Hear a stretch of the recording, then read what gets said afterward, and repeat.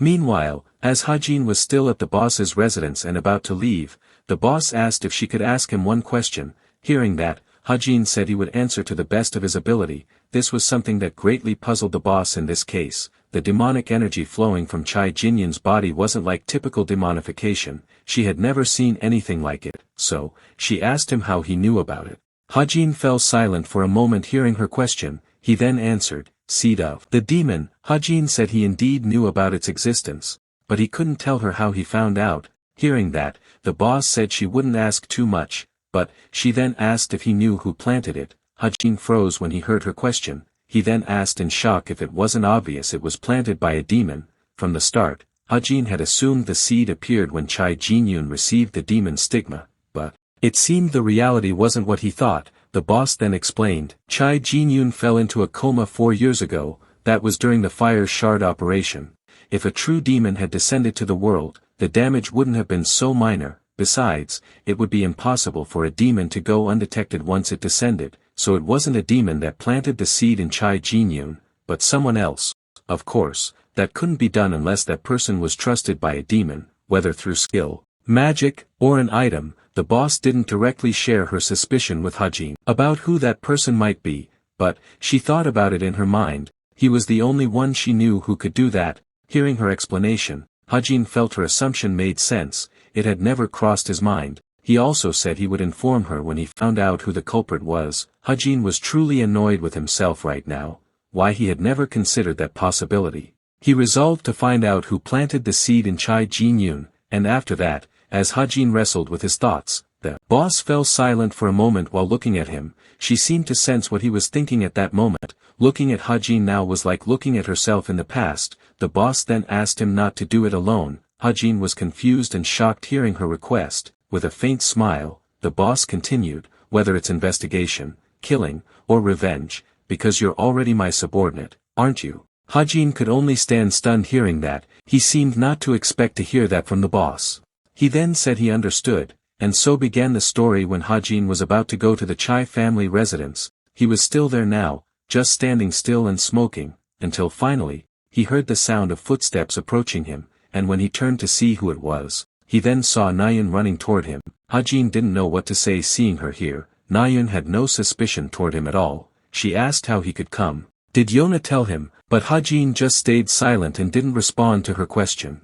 Naun kept asking him, seeing the cigarette butt scattered on the ground. She asked, "Why are you smoking? You look like a punk." Hajin only answered that it was to calm himself. Naun could only fall silent hearing his reason. She then looked directly into his eyes, and asked, "Why are you the one crying?" Without Hajin realizing it, his face was now filled with tears. After realizing that, Hajin hurriedly wiped his tears and wondered why he suddenly cried. Seeing that, Naun thought he must also be sad. She then wearily and sadly leaned her head against his chest. She asked him what she should do now. Naun's tears finally broke. She was truly confused and sad at this moment. This sudden bad news left her not knowing how to process it. Seeing Naun crying, Hajin could only panic and not know what to do. Naun kept crying on his chest while calling out to her brother. She was lost on what to do. She truly felt sorry for her brother. Hajin could only stand stunned hearing her cries. His emotions were truly mixed at this moment, until finally, amid Naun's continuous crying, Hajin then hugged her. That was all he could do to comfort her. He also softly apologized to her. Amidst the sadness they both experienced, Yona then arrived and witnessed the scene from a distance. She too felt sad for her friend. She wondered in her heart if Naun would be okay. When the day came when she and Hajin would realize the truth, Yona held a secret that even they didn't know. Yona didn't want to ruin their moment and decided to leave, but, just before she was about to go, she then anxiously called Naun, who suddenly fainted. Yona immediately ran toward them both. While seeing Naun unconscious in Hajin's arms, Yona asked what happened, why she suddenly fainted, but, she suddenly felt something odd, when she saw Hajin's expression and the blank look in his eyes. After taking Naun, who had fainted, to the hospital and handing her over to Yona, Hajin then went home. When he was right at the entrance, he could hear Evangel's voice. Evangel told Whitey not to be noisy.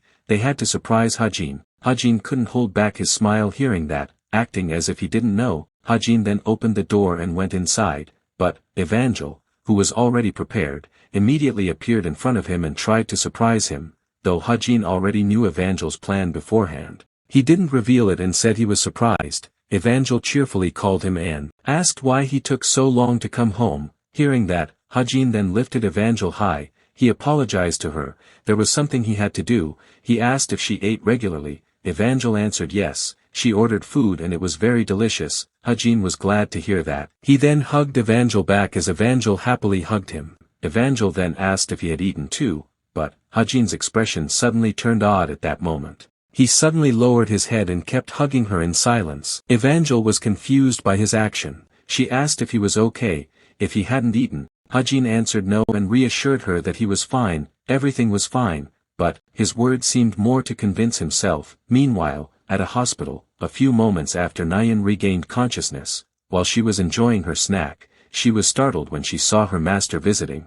Her master didn't come inside and just stood at the entrance. He then asked about her condition. Naun answered that she was healthy, as he could see, but her master wasn't convinced by her words. Hearing, "I'm healthy," from someone who just fainted was a bit unconvincing. Naun reasoned that she just forgot she hadn't eaten anything, so it wasn't strange she suddenly fainted. Though a bit unsure, her master decided to set it aside. He told her he would always prepare a spot at the dojo for her, so she could come whenever she wanted. He told her to recover first and once she was fully recovered, but, before her master could finish his sentence, Naun cut him off. She said that wasn't necessary, she would go there right after the 3-day funeral. Her master was certainly shocked hearing that. He told her not to push herself too hard. He knew her condition wasn't fit yet, but Naun didn't care about that. She was very angry at this moment, because she heard news that Chai Jinyun died because he was murdered. Hearing that, her master didn't deny it. From the information he heard, it seemed to be true. With anger peeking in her heart, Naun vowed to find out who killed him,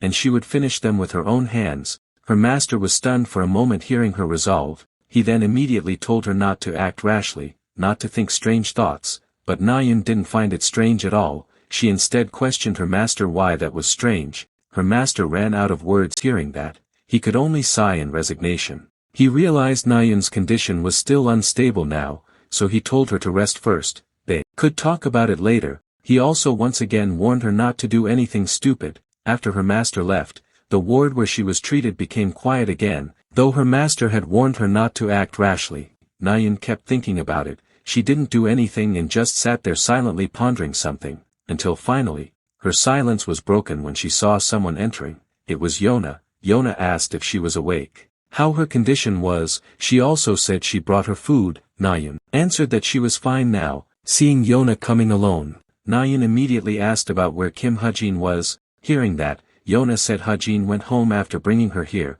Naun looked a bit disappointed hearing that, but she was more preoccupied with how Hajin could come to her brother's funeral, and how he knew about it. She had asked Yona about it, but Yona admitted she didn't tell Hajin.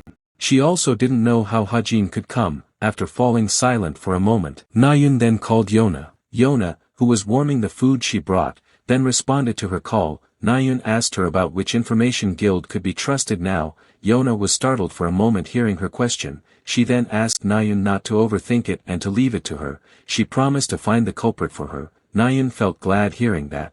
Yona asked her not to act alone. She told her to let her know what she needed. Because they were friends, Naun was stunned for a moment while looking at her. Hearing that, Yona also looked at her feeling a bit embarrassed. Naun then broke the silence between them by answering yes. Yona thanked her after hearing that, but Naun seemed unlikely to keep that promise to her. She then clenched her fists tightly. To Naun, this was her responsibility. Just like Naun, Hajin thought the same way.